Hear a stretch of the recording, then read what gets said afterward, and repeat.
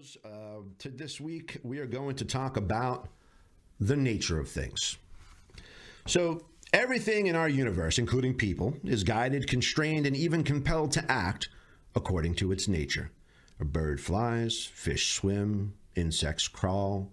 So, what is the nature of our president? There are many things we know about Donald Trump. He spent his life in the spotlight of his own accord. He's been in newspapers, magazines, radio, television, and film for decades. He's written books. Well, he's had books written for him with his name on them. I guess that's what he does with buildings as well, and his board game. But he has run beauty pageants, casinos, hotels, and even his own television reality show, and he may or may not like to pay hookers to pee on hotel beds. I mean, let's be honest, who doesn't? The Trump Organization is a collective of over 500 companies owned and operated by Donald Trump and his family, with him as the sole owner. He has no corporate board of directors and no partners. Donald Trump has always worked for his family business, which was founded by his grandmother in 1923 as Elizabeth Trump and Son. Today, Donald Trump employs his sons Eric and Don Jr., his daughter Ivanka, allegedly a host of Russian hackers, various other family members, but no more Omarosa. Sad.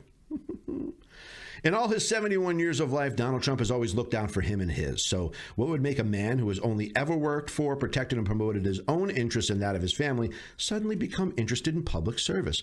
I mean, besides the free golf trips every weekend, are the hookers that much better in politics? Just what is Donald Trump's nature? So there's a great allegory about the nature of things been told for many years in slightly different ways, and it goes like this. A scorpion is on a journey. That scorpion traveled very far, but finally comes to a river he must get across. He approaches a frog, and he asks the frog if he'll carry him across the river. The frog looks skeptical and says to the scorpion, well, how do I know you won't sting me once we're in the river? The scorpion replies, well, that would be crazy. If I were to sting you in the river, then we would both surely drown. Well, the frog sees the truth in that, and he agrees to give the scorpion a ride. Midway across the river, the scorpion does sting the frog, who looks at the scorpion on his back and says, now we'll both surely drown. Why did you sting me? To which the scorpion replies, well, I'm a scorpion. It's in my nature to do so. Donald Trump spent all his life with only one interest, Donald Trump. He's a master self-promoter. He's a manipulator of facts that best suit that self-interest. Do I believe that Trump's trying to destroy America? Of course not. Do I believe he is evil or somehow deranged or unhinged? Maybe. I don't know. But what I truly don't believe is that after 71 years, a man only interested in his own success suddenly cares very deeply about serving the public in some altruistic fashion. It is much more likely that the presidency is just one more tool that Donald Trump will use to leverage his own interests and that of his family.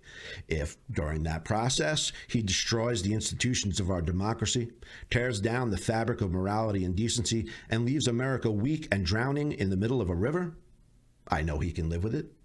How do I know that? Because he is Donald Trump, and it is in his nature to do so. That is all we have for the middle this week. I want to thank you all for joining us. My thanks to Ryan behind the controls there and everybody here at Howard Broadcasting Services. We will catch you next week. Until then, see ya.